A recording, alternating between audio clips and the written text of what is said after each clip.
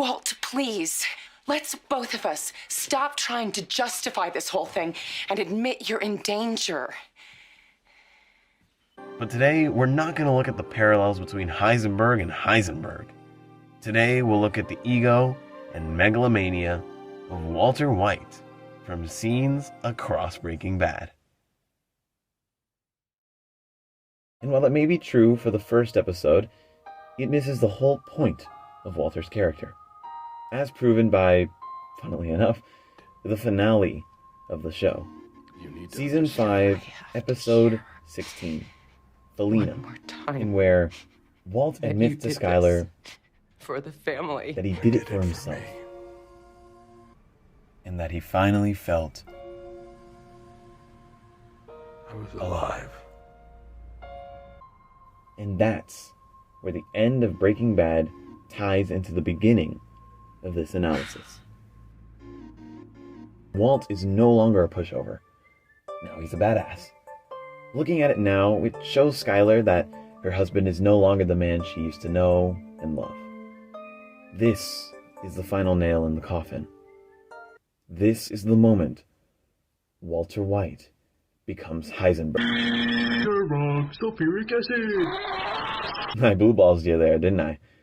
Well, I'm sorry, Reddit mods who are chronically online, idolizing Heisenberg-like people like Homelander, Patrick Bateman, Andrew Tate, and other Sigma-based red pill people. God, I had to read that line. What has the internet even come to? It's a good watch, and I recommend you watch it after this video, of course. A man much like Walt, capabilities and intellect-wise, but very much different in both attitude and action. Gale was a nerdy, fun, and very talented individual who wasn't resentful. Jesse is truly the one who knocks.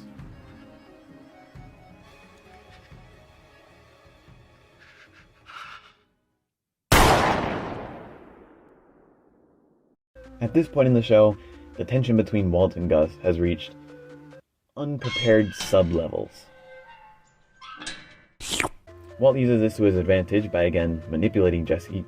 Jeez, I didn't know that Walt was a Minecraft YouTuber.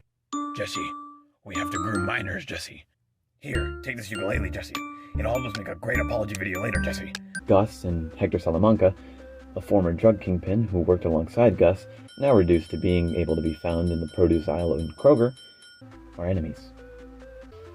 Walt offers him a way to get his revenge in the form of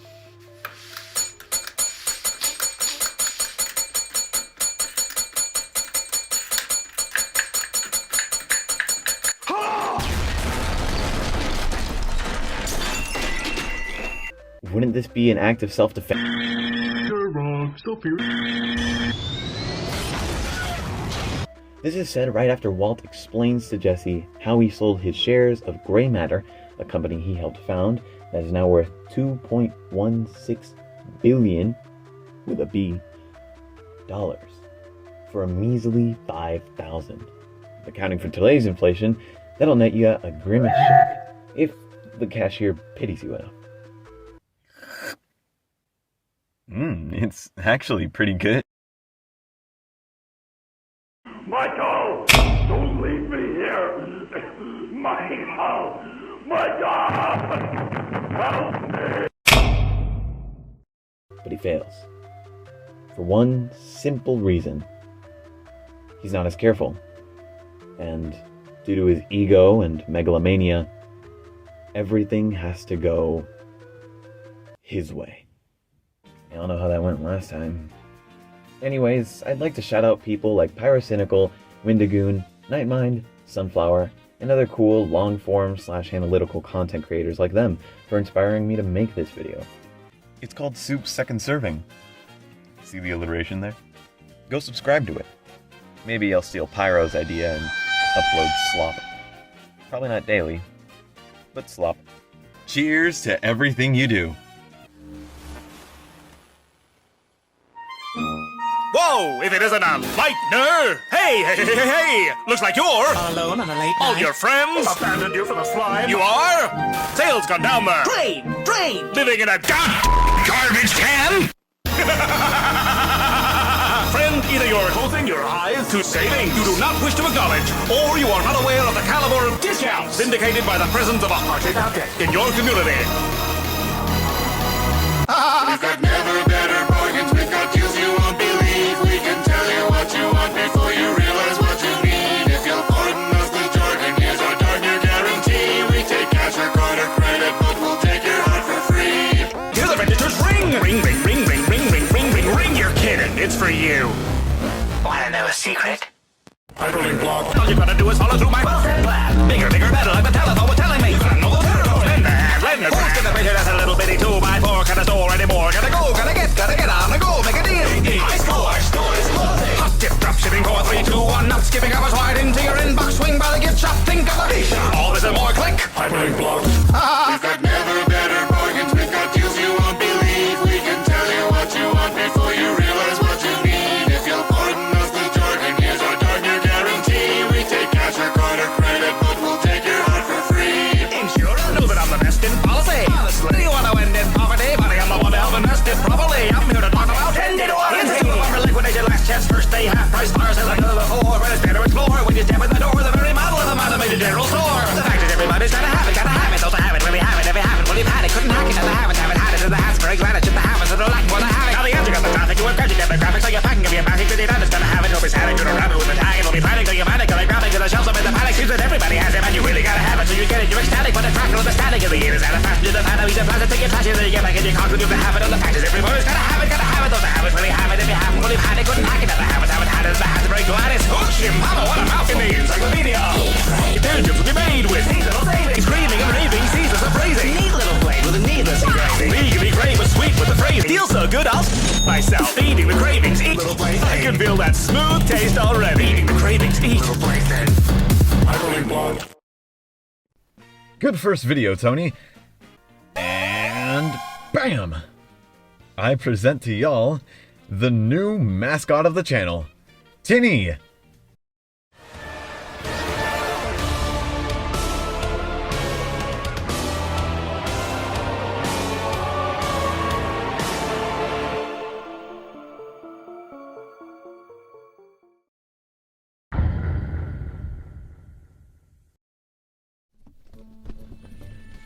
Huh? Who's there? So, I'ma talk about it to vent out to my many subscribers. Who creates our inciting incident by coaxing JC Jensen in space. Sure, I love doing anything. And has a very familiar uniform. Finally, we have Jay, the leader. And the first one to die. Hold on.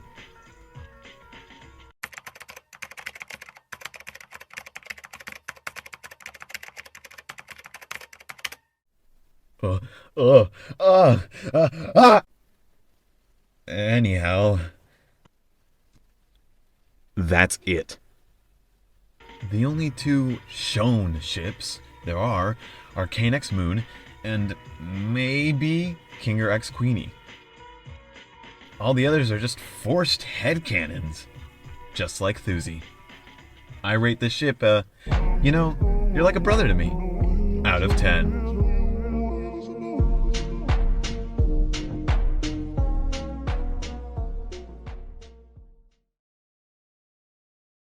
Next, we have N establishing in the first episode that he has a crush on V, but tells Uzi, You can't tell her, okay? In this flashback, we see N and V, I love the glasses by the way, bump into each other and have a burst of static between their fingers. Then Jay kicks N in the back of the head, and V looks concerned for the poor lad. Fast forward, backward, to episode 5's flashback, where we see N reading about golden retrievers to a comatose V, staying by her side no matter the eldritch horrors he so desperately tries to repress. Seems like I just pulled a 7 nuclear missiles. there, didn't I? Sin strangles V and picks up the right tools for the job. Goodbye, buddy. Execute.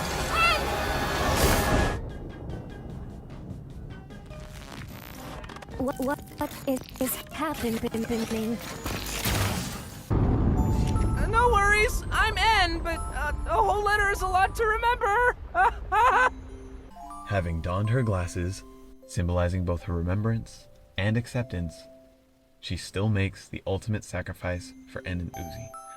Her final words being, Hey, No, Dave, we need you.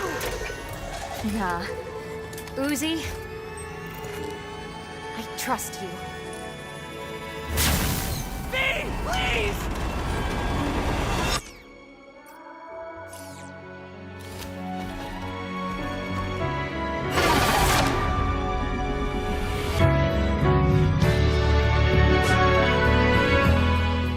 this is the first time V has ever said Uzi's name, showing her respect and belief in her. She also mimics N's key pose of an upright salute as the elevator falls and N cries out to V one final time. But as a great man once said, I think in one of the earlier shows I mentioned, we don't make mistakes. We have happy accidents. and this happy accident makes me very melancholic. I rate this ship, I have crippling depression. out of 10. We also see how a younger Tessa reacted to seeing N. With pure, unbridled joy. I'm right, Jay.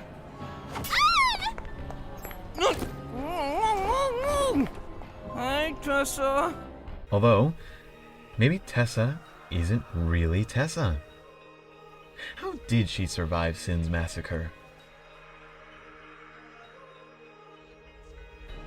How else would a human lose all that blood in that manner without passing out?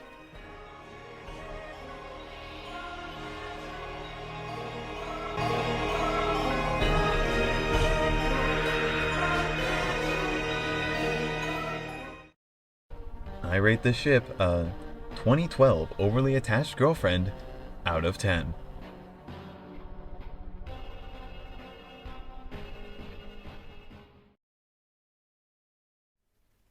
Up next, we've got what you've all been waiting for.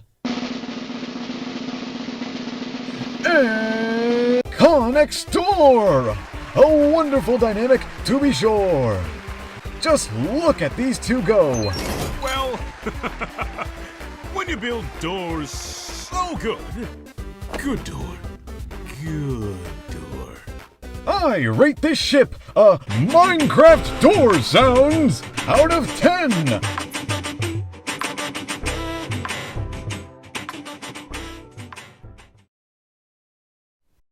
Lastly, we have the pairing you've all been waiting for. Anne and Uzi!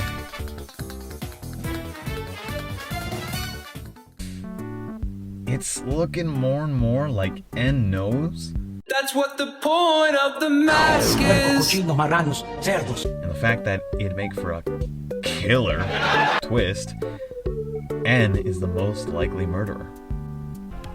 During this battle, we see Uzi acknowledge that she's not dealing with anything well, but she's done dealing with it all alone.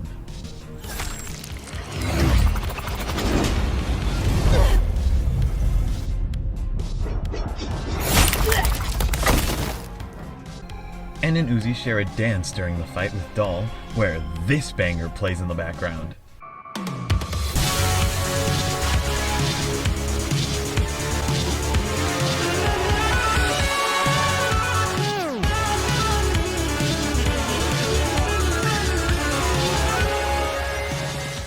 Gotta love it.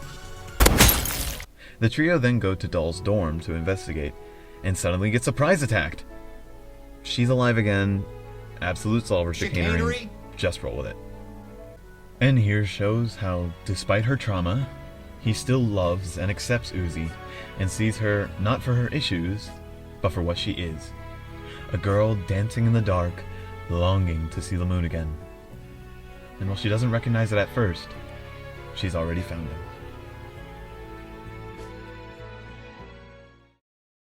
Uzi coaxes her class to take a field trip to a barren campsite named Camp 98.7. Uzi snaps out of it for a moment, pleading to speak with I'll N. make sure you can't. She then nearly kills V,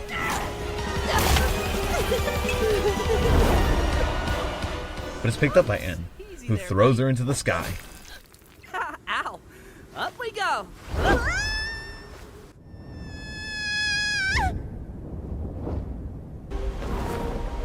Same. Then we'll stick together. Don't fucking touch it! Plus, my voice is more like... I'm sorry. Not like you killed anyone. Oh, no, I definitely... Kidding! Just avoid another whole spire. Baby steps. Together? The episode caps off with the two holding hands, if only briefly. N shows consistent, unconditional love for her, just like a golden retriever. No matter what, he's there for Uzi, and he appreciates her impact on his life, and vice versa. Instead of rushing into this relationship head-on, Liam Vickers decided to leave breadcrumbs in every episode to show a natural progression from complete strangers to lovebirds. And that is something I can truly appreciate.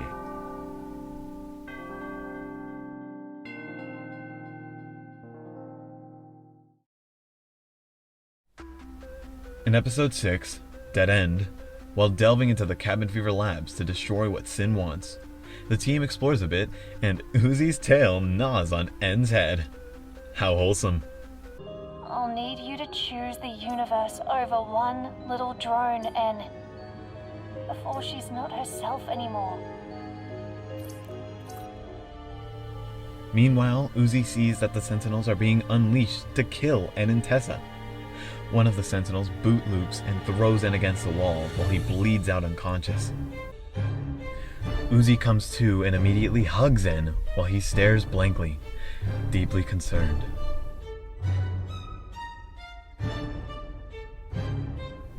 Later, while the crew hides from a Sentinel, the two have this exchange.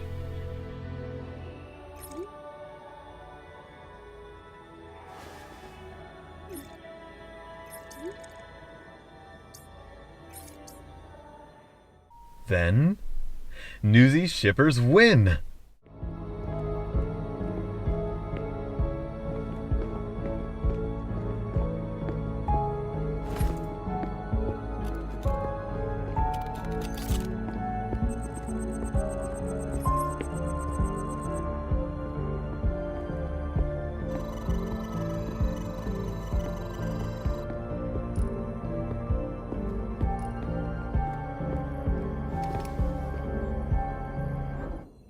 Uzi tries to use her powers to get into the fallen elevator, and then pleads with her to stop, while Tessa and V fight off the horde. Uzi's hand goes out of control, forcing N to...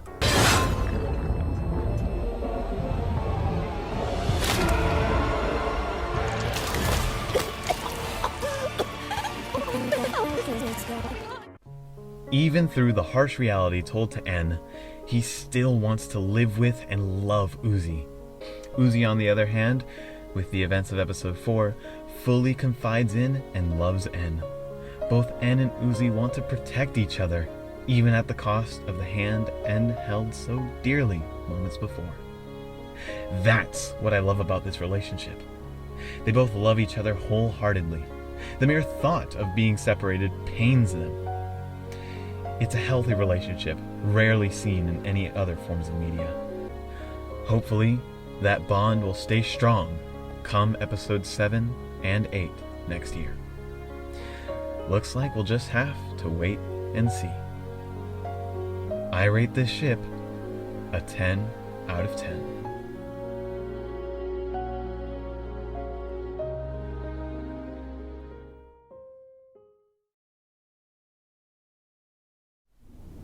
In summation, N and Uzi's relationship in Murder Drones is a rare example of a healthy relationship where both characters are fleshed out and, while flawed as people, love each other for said flaws and quirks. Newsy is neither forced nor rushed, and the flaws it does have are superseded by the many positives reaped from this pairing.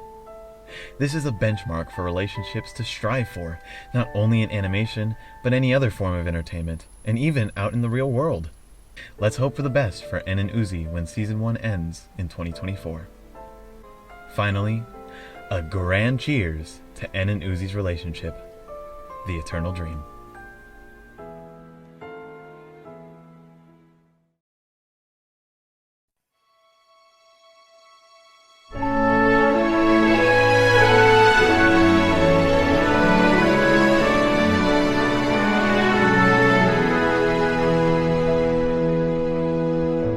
I am tired of this dream. Will it ever end for me? I don't have the will to know. Can you help me see? Let my body keep you warm. Let my essence be your breeze. Can you hear me calling? Please look out for me. Can you set me free? Will you take my soul away?